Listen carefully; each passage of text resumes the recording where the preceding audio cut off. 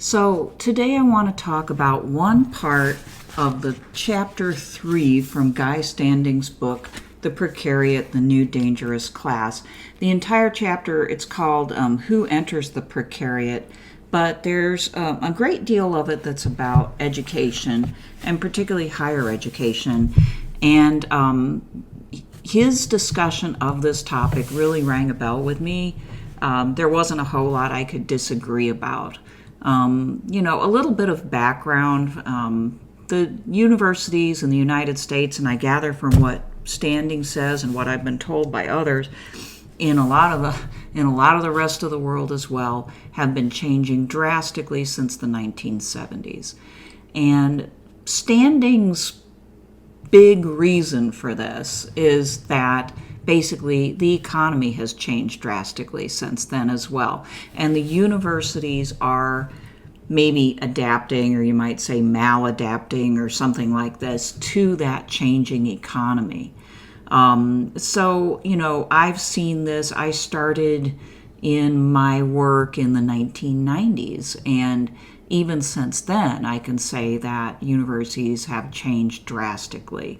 The funding for universities in the United States has gone down. That is for public universities that require state funding or used to. In a lot of cases, they probably don't even receive the majority of their funding from the state, or, far less than 50%. In some cases, so far less that they might as well be a private school. And so as that money has gone down from the state, from especially state governments in the U.S., universities have had to make more and more money off of tuition. So that's the big reason why tuition has gone up. And also from corporate donors and corporate and private grant givers, anywhere that they can receive money. If they receive money from the federal government, oftentimes it comes in the form of a research grant.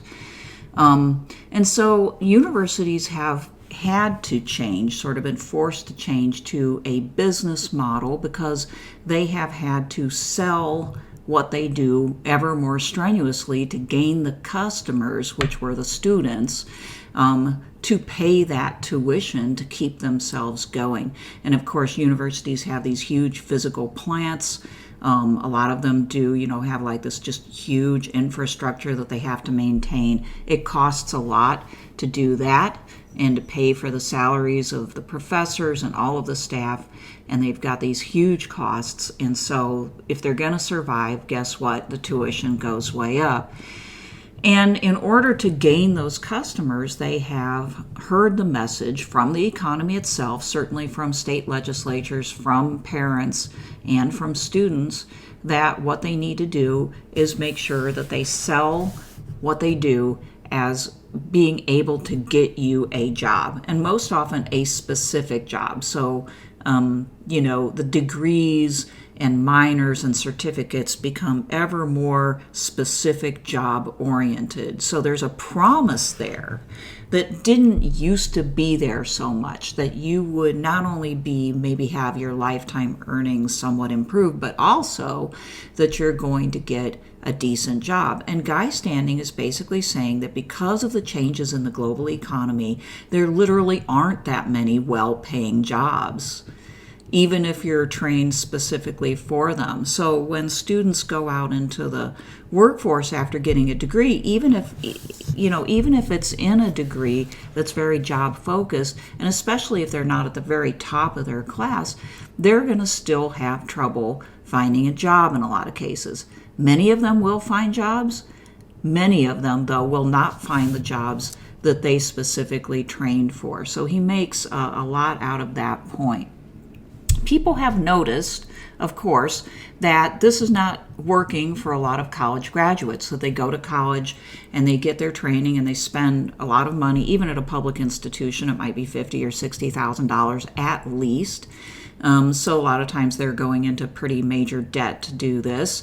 And they're coming out and they're not getting the jobs that the system kind of implicitly promises, if not explicitly. And they kind of look at the universities and say, well, hey, you people aren't doing your jobs. Now, I'm not saying that they're always doing their jobs or doing it well, but Standing's point, and I agree with this, is that if there aren't the jobs to be had, a college education isn't going to create them. And so this is the bigger problem, and this is why people are sensing that a college education has diminishing returns in the way of first job potential, lifetime employment, income, and so on. And so, Standing understands that the universities have been pushed and, in fact, forced into commodifying education. Now, education has always been a bit of a commodity in the sense that we sell it. It's not been for free, although now, as he points out, universities are competing with low-cost or free options in training that people can and do employ. He says the drive by the education system to improve human capital has not produced better job prospects, and education sold as an investment good that has no economic return for most buyers is quite simply a fraud. Again, a fraud in the sense not that universities are trying to pull the wool over people's eyes, as much as they're simply trying to survive, and the only way they can figure to do that is to ever more commodify what they produce with the hope of selling it, because otherwise they will go out of business. But the result is that they imply things that are not necessarily going to come true for students. And a lot of times even the people involved in the universities aren't really frankly, they're not aware of the dynamic. So I found this quote extremely accurate, okay? He says, through the ages, education has been regarded as liberating, questioning, subversive process by which the mind is helped to develop nascent capacities.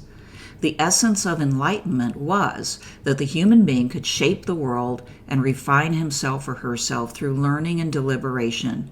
In a market society, that role is pushed to the margins. Okay, so that classic role that, say, Mortimer Adler here, believed in,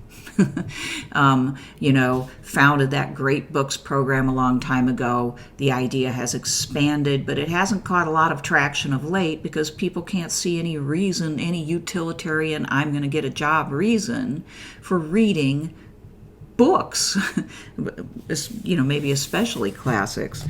I'm going to read a little bit more of this because it's so pertinent. He says, the education system is being globalized. It is brashly depicted as an industry, as a source of profits and export earnings, a zone of competitiveness with countries, universities, and schools ranked by performance indicators.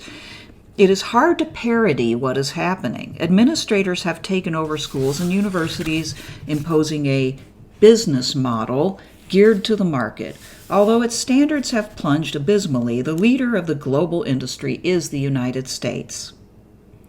The idea is to process commodities called certificates and graduates. Universities tend to compete not by better teaching, but by offering a luxury model, nice dormitories, fancy sports, and dancing facilities, and the appeal of celebrity academics celebrated for non-teaching achievements. Well, you know what? He says a little bit later on, the Philistines are not at the gates, they are inside them. Now, all of this commodification of education and turning education into a business and an industry would be somewhat more tolerable, would it not, if it was actually gaining people those high-paying jobs. But what we see is a growing number of graduates in all kinds of fields, not just the predictable ones, that go on to do something far less than their education trained them to do.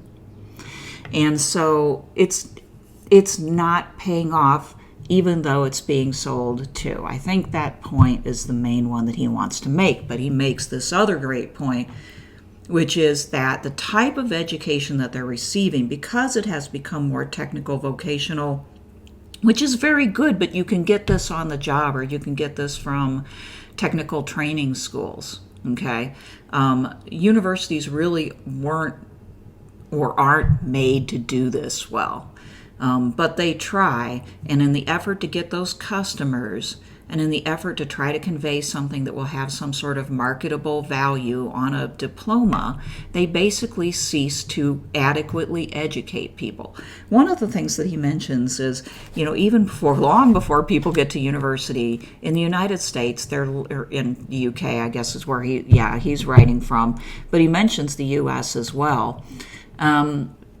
Students from a very early age are taught that real learning is something that should only be done when necessary or when you're paid.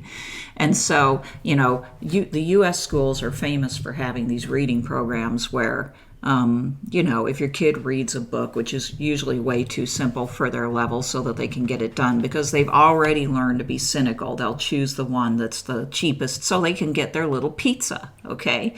Or one school that Standing talks about paid the students $2 or £2, whatever it was, for every book they read. This is just, it is a parody, but it's real, right, of the sort of marketization and dumbing down of an educational system. He says this commodification and standardization of education is cheapening it, denuding the profession of its integrity, and eroding the passing on of informal knowledge. Eroding the passing on of informal knowledge, man, that is so important, because if there's one value that a university-style education can give to people these days more than any other, it is the ability of the professors and other professionals there to interact with students, to teach them why the material they're learning is important and what they can do with it, and what skills and human capabilities they need to learn in order to negotiate life, not only to find a job, but to just deal with life, okay? There's no way to do that the more we streamline education. And particularly, he says, when we put it all online. As much as I like online teaching, I do it in the most classroom-like way I can. But, online teaching is often no person is interacting with you, and you're just going through modules, and then you get your grade at the end. The university that basically operates in this fashion, those operations are growing as people become more cynical about education anyway, but students involved in that type of education don't get the interpersonal interaction that actually could help them get a leg up and help them as they negotiate their lives, their trajectory into the rest of their adult lives. The impact on the precariat of all this, I think it's pretty clear. They go into their work world oftentimes underpaid, not in the career of their choice, and strapped with a lot of debt, okay? And he says in their education, real skills are being sacrificed to the drive to acquire more certification. Part of the process of generating the precariat comes from dumbing down the educational system.